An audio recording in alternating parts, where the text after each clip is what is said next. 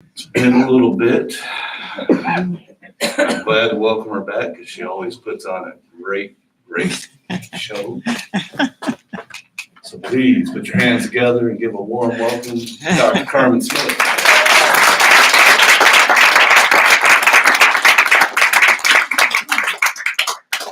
Let me just take you guys in, and you can take me in too.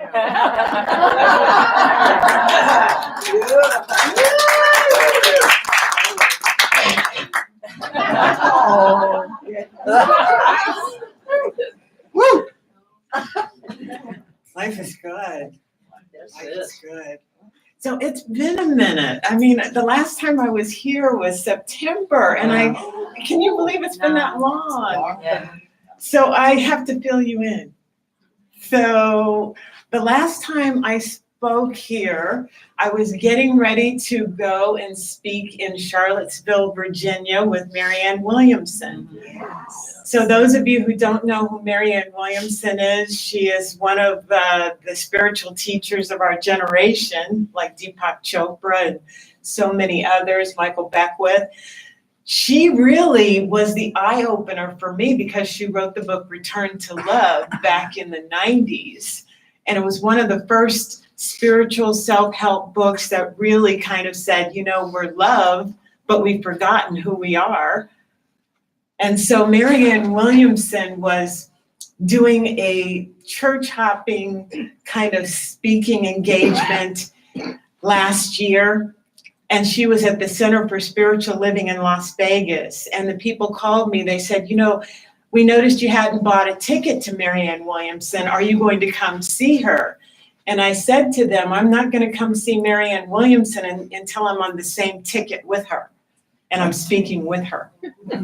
2 months later, I got a call that said, can you speak in Charlottesville? You're going to be on the program with Marianne Williamson. Amazing. This universe is amazing. We don't realize how much power we have until it just floors us. And we go, what the heck? Did I put that out there and did it come back and slap me in the face? Yes. I don't think it was a slap. Well, it was a wonderful kiss on the face, wasn't it? Oh my goodness. But it just feels so, you know, goose pimply when those things happen. And I'm grateful for them. So I'm going to be going to Charlottesville. I'm going to be meeting with Marianne Williamson. And Charlottesville, Virginia was where the Nazi demonstration was. I'm going to be speaking with Unity ministers at this Eastern conference. What am I going to talk about? Well, I'm going to be talking about race. I'm going to be talking about fear. I'm going to be talking about that in the epicenter of this crisis that we're in. And I am just going to be excited and full of God juice. And he's going to be filling me. I'm going to be filling myself with these words. And I'm going to be talking about this. Because you don't usually go to a spiritual conference and hear about race. You hear about a lot of flowery stuff and you hope that you can incorporate it into your life. But do you really hear about Nazis?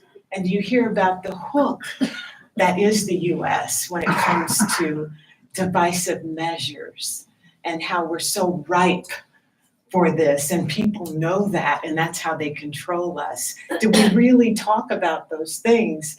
And so I had to answer, no, we don't. So I guess I'm it. I'm going to be doing it. And so I go there in September, and I start talking about who we really are. And everybody's just eating it up, you know. We're love, we're light, we're bliss.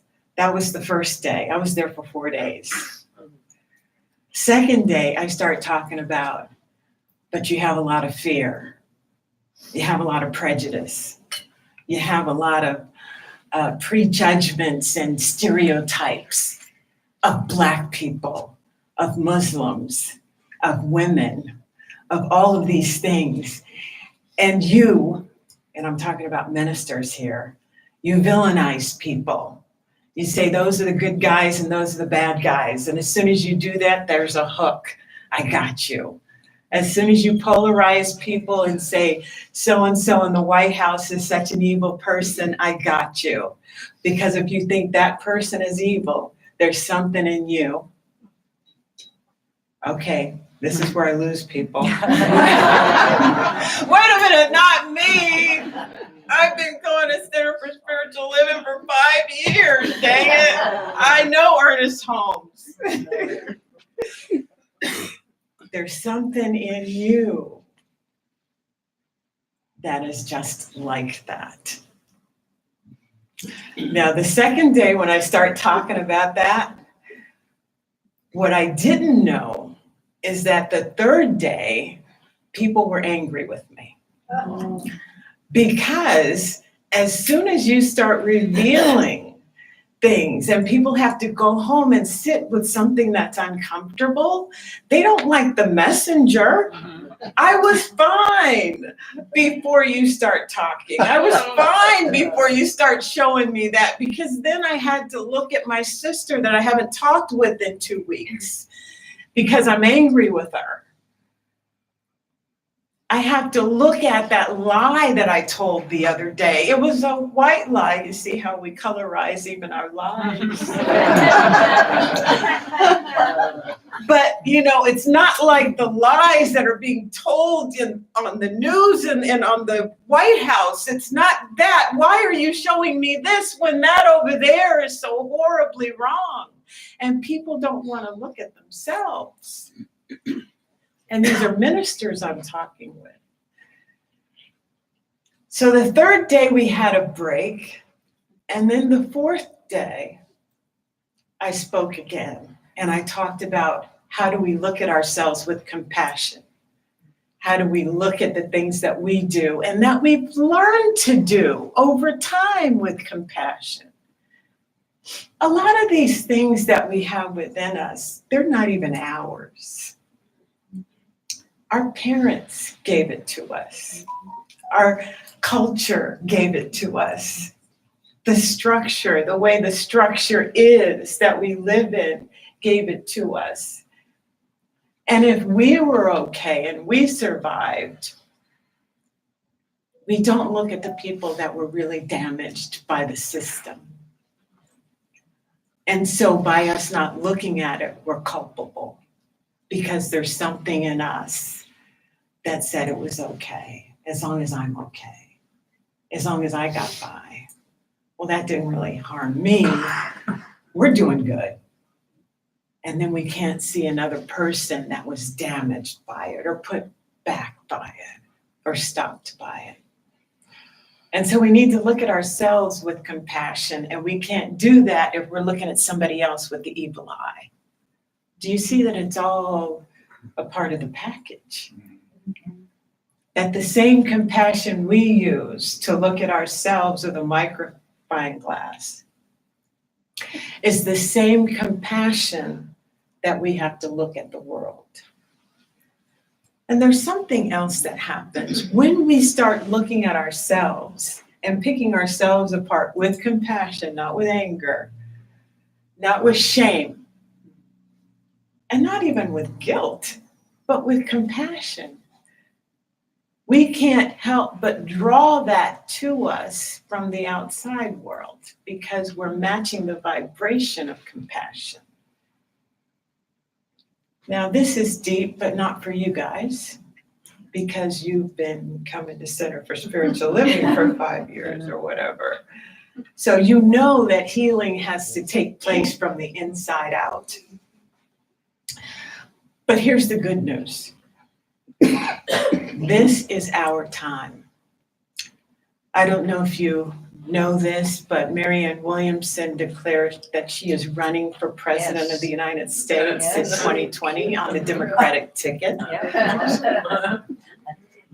And she says that it's time for our evolution to be love and compassion.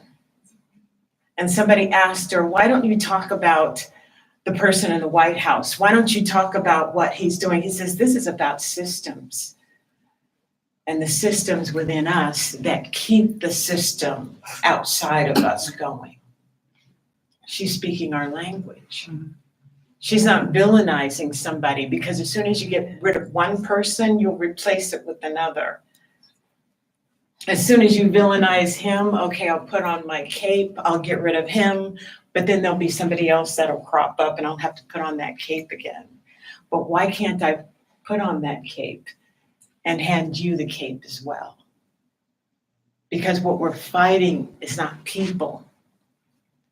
We're fighting structures within us that we don't even recognize until we see it outside of us in a villain. So the fourth day, I'm talking about compassion. I'm talking about loving ourselves, loving those parts of us that we see in other people, but it's so easy to see it in them and not us. I asked my sister, I said, people are talking about this person lying. I was like, have you lied? Did you lie today? Did you lie yesterday? Did you do a small manipulation? Did you hold the truth, knowing that if you didn't say the truth, the other person would assume something else? And so you let them assume it because it benefited you. It wasn't the truth, but I didn't tell them the truth. Did you ever manipulate? No. Did you ever say something so another person would think something else? No. So that you could get away with something? We act like, oh my God. And I said, yeah, I remember doing that. Yeah, I've done that. What caused me to do it? That's what I want to get at. Was I afraid of being less than? Was I afraid of, what was I afraid of? Those are the tough questions that I have to ask myself with compassion. Oh, and with humor. I use humor a lot when I'm doing my surgery on me. Karmen, that was just ridiculous.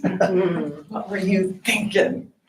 How could you have handled that differently? How could I have been in the now instead of in my mom's head where she was in survival? She wanted to know, so Karmen, when that happened at school, she would ask me, when they punished you, was the person white or black? She would ask me these things. Why do you think she asked me these things? Because it meant something if they were black, and it meant something else if they were white. So I grew up with this. It's not mine, it's my mom's. It was her survival. Do I need to carry it with me? I could if I was unconscious, but I'm conscious. I know that you're me and I'm you. I've got this kind of coating on. That's for your growth. Excuse me, let me say that again. I've got this kind of coating on. It's for your growth. And mine, we're growing at the same time.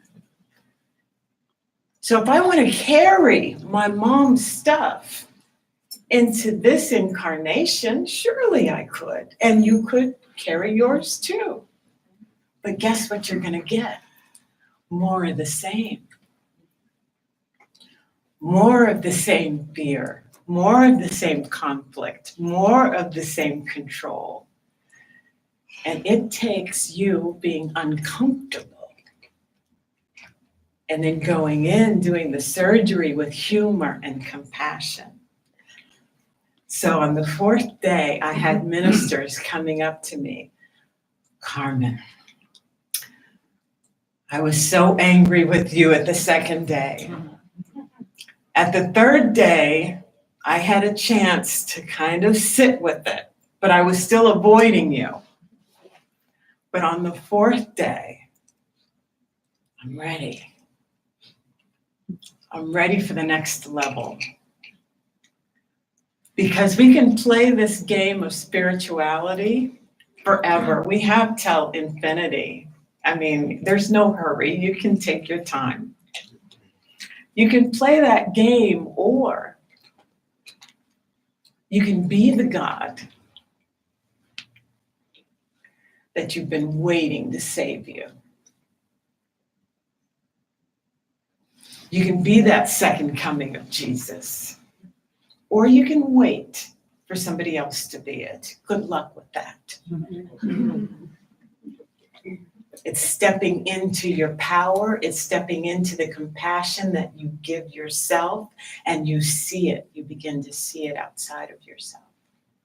You bring light into this world instead of wandering around in darkness, wondering who's going to turn on the light. Why isn't there light? Why aren't things changing? And we haven't even looked in the abyss that is ourselves.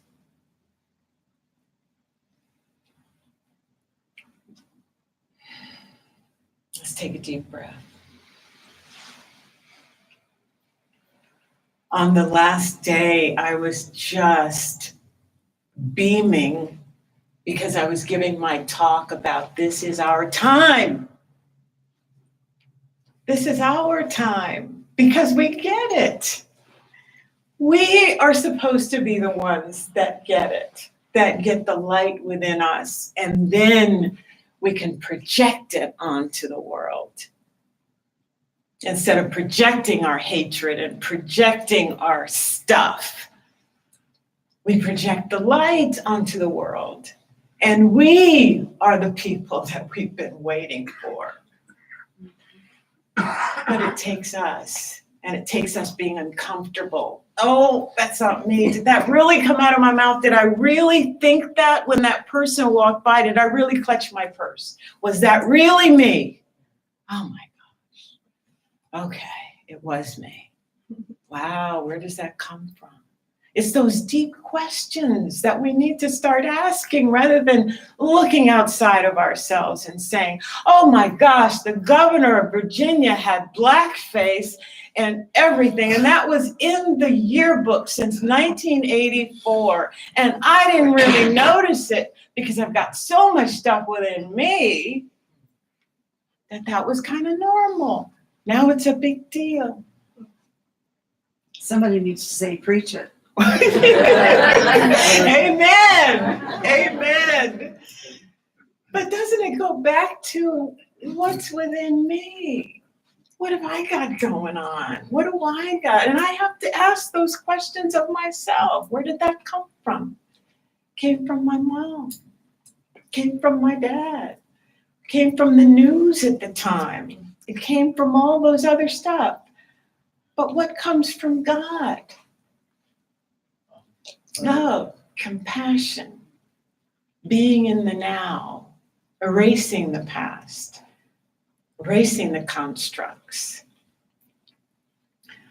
So by the end of that conference, we had dealt with some stuff. It wasn't flowery.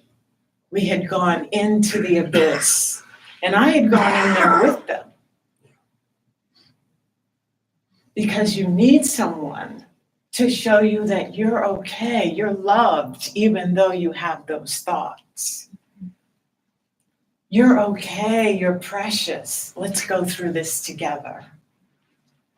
In the United States, we've always talked about having a conversation about race, but no one has ever wanted to go into the abyss. Why? Because it's uncomfortable.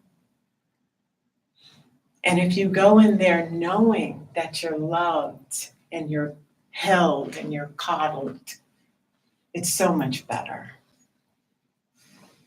And that's what God, the God within you, wants you to feel loved and coddled while you're excavating the madness. And then you project the light instead of projecting the madness out. We need to realize that it's not somebody else. It's us. It's us. So this is our time. When you see the crazy outside of yourself, just know that this is our time to look inward and we have to do mind over matter. This is a song that really speaks to that in kind of an NFL way. It's kind of like, like it gets you in the mood of, yes, this is our time. I'm putting on my cape. I'm not going to tear you down. I'm going to give you one also. We are the heroes that we've been looking for. And so this song, it's our time.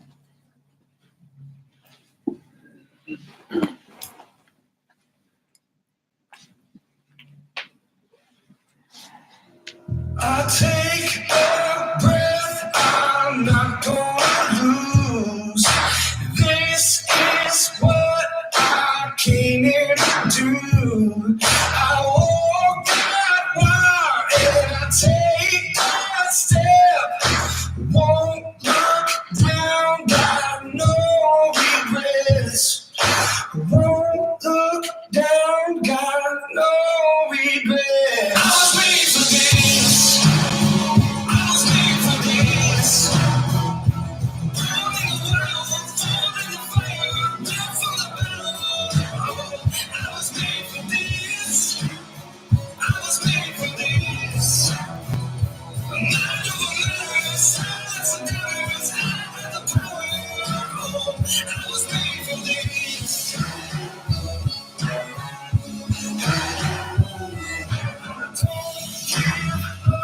I won't back down. Goodbye, worries, no time to down. I feel the power, I won't be afraid. Fear won't stop me, I don't break. I was made for this. I was made for this. Born in the world, thrown in the fire, built for the battle. I was made for this. I was made for this. Not overnight, silence and darkness, I have the power. I was made for this.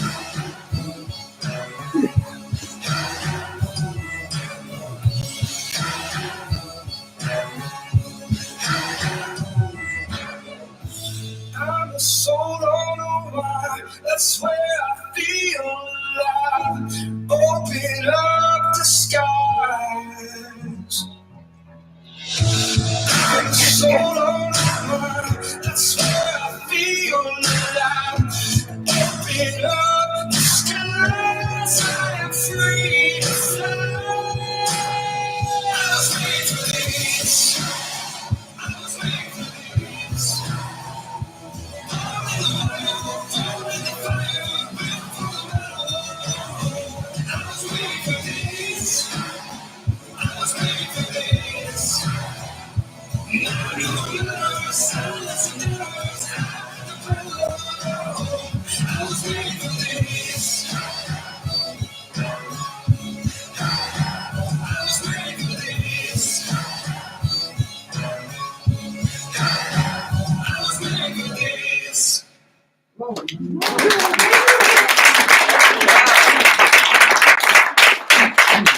We were made for this. Yes, we were. Yes.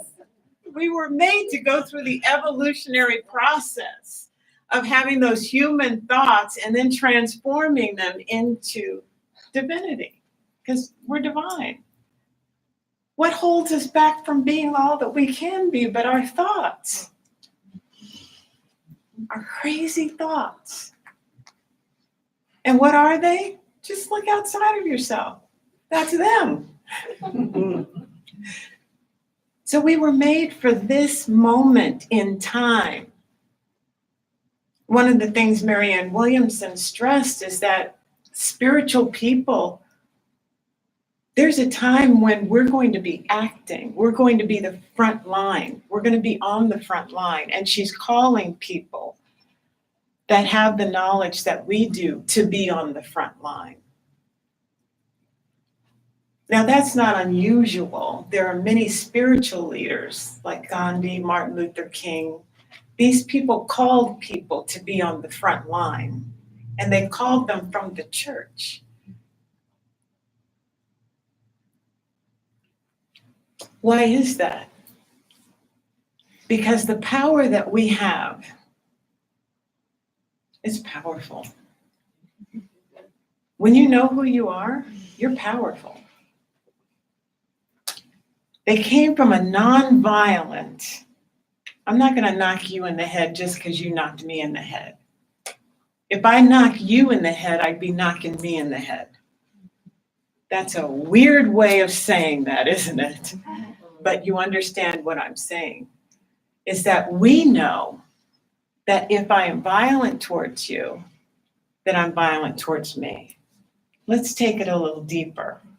If I have an offensive thought towards you, I have an offensive thought towards me. That's how powerful thoughts are. We know how powerful the physical act of hitting somebody in the head, but there is an act to an offensive thought. Our thoughts are powerful and they affect us. So when we see someone with offensive thoughts that have power, they affect us, just like ours affects other people and us. I can't re-emphasize and us. When I was little, I remember watching TV and there would be people marching and they would be singing this song, "We Shall Overcome." I didn't exactly know what that meant. I didn't particularly like the song because I didn't understand it. At first, as I got older, I thought maybe they were talking about we shall overcome and we'll start eating at a lunch counter. Let's take it deeper because we have evolved since then. I certainly have, especially in this religious science. What they were saying is that we shall overcome the fear that keeps everyone in bondage. We shall overcome our human condition that only sees this person that is against me, and I'm going to overcome and rise above that and see that this person with the mean face that wants to do me harm is my brother who doesn't know who he is. So I've got to rise above that because I need to know who I am in order to know him. So I've got to overcome what my eyes see, and I've got to rely on my heart and the sense of God that's within me. I want that to speak louder than the matter that I see outside of me. So it's mind over matter. I shall overcome all of this.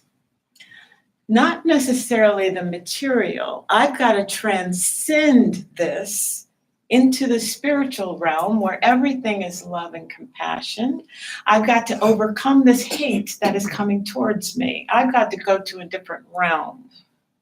I shall overcome this situation here and go to somewhere that people really haven't experienced on this plane, but I'm going to experience it now. And most Buddhists and sages have experienced this in meditation. So I've got to overcome it in a non-violent way because I'm in a realm where there is no violence. You are still in this other realm. If I engage in that with you, that means that I have not overcome the mindset that you have right now. I shall overcome is very deep, but let me just say this to you now. We have evolved to a point where it is not I shall overcome. It has to be I have overcome. If you are not there yet, don't worry. I love you. You are loved. You are cared for. You are bliss. You are wonderful.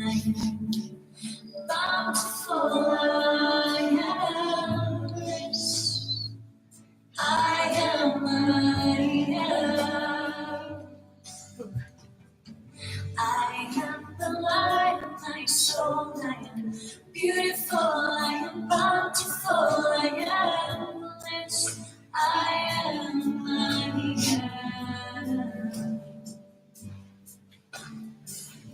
I am the light of my soul. I am beautiful. I am bountiful. I am rich. I am, I am, I am, I am, I am, I am, I am, I am, I am, I am, I am, I am, I am,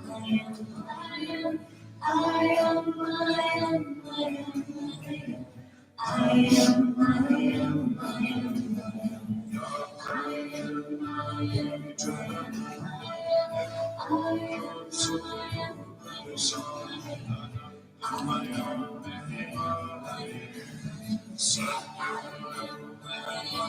You are powerful.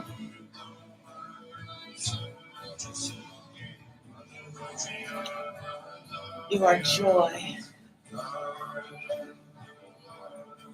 You are bliss.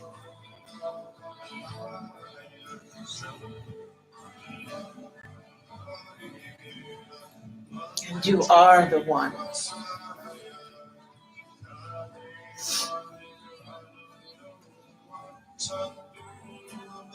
And so it is. And so it is.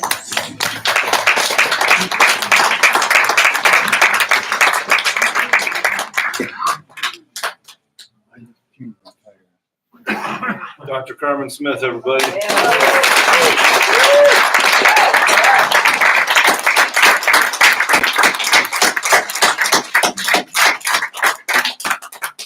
Welcome back. All right, if our ushers will please come forward. If you'll take your gift and or tithe in hand and repeat after me. Divine love through me. Divine love through me. Blesses and multiplies.